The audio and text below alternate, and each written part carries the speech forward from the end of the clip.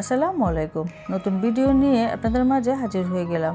Rice রান্না করার জন্য আমরা যে পোলাও চালটা সিদ্ধ করি সেটাই আজকে করে দেখাবো। অনেকের ক্ষেত্রে চালটা অনেক শক্ত হয়ে যায়, আবার অনেকের ক্ষেত্রে নরম হয়ে যায়। তো সেজন্য আজকে এই ভিডিওটি শেয়ার করা।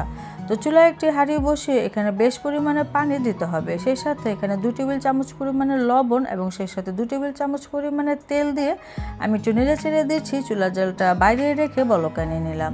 এখন দিয়ে দিচ্ছি পোলাও চাল। আমি এখানে 2 কাপ পরিমাণে পোলাও চাল খুব ভালো করে ধুয়ে একটি স্ট্রেনারে পানি ঝরতে রেখে দিয়েছিলাম। এখন সেই পানিতে দিয়ে দিচ্ছি। পানিটা অবশ্যই ফুটে উঠলে এই পোলাও চালটা দিতে হবে এবং দিয়ে সাথে সাথে নেড়ে চেড়ে দিতে হবে, তা না হলে দলা পাকিয়ে যাবে।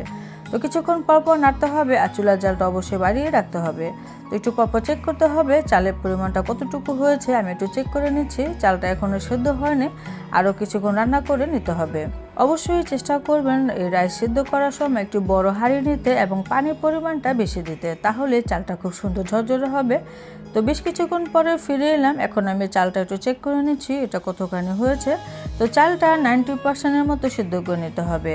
তো এরকম চাপ দিলে দেখা যাবে ভেঙে যাবে এবং হালকা কিছুটা শাঁসালো ভাব থাকবে। তারপরে সাথে সাথে একটি স্ট্রেনারে পানিটা ঝরিয়ে নিতে হবে।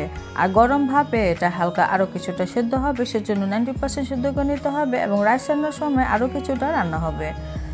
তো আমি পানিটা ঝরিয়ে এরকম একটি ট্রেতে ছড়িয়ে দিয়েছিলাম। তো ফ্যানের বাতাসে রেখে দিতে হবে যেন অতি দ্রুত চালটা ঠান্ডা হয়ে যায়।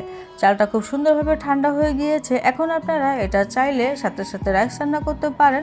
আপনারা চাইলে এই পর্যায়ে এই ঠান্ডা করে রাখা রাইসগুলোকে ফ্রিজে নর্মাল পোষণে রেখে দিতে পারেন। ঝটপট যখন ইচ্ছে তখনই আপনারা নাস্তা হিসেবে বা বাচ্চাদের সকালে টিফিন হিসেবে রাইস রান্না করে দিতে পারবেন।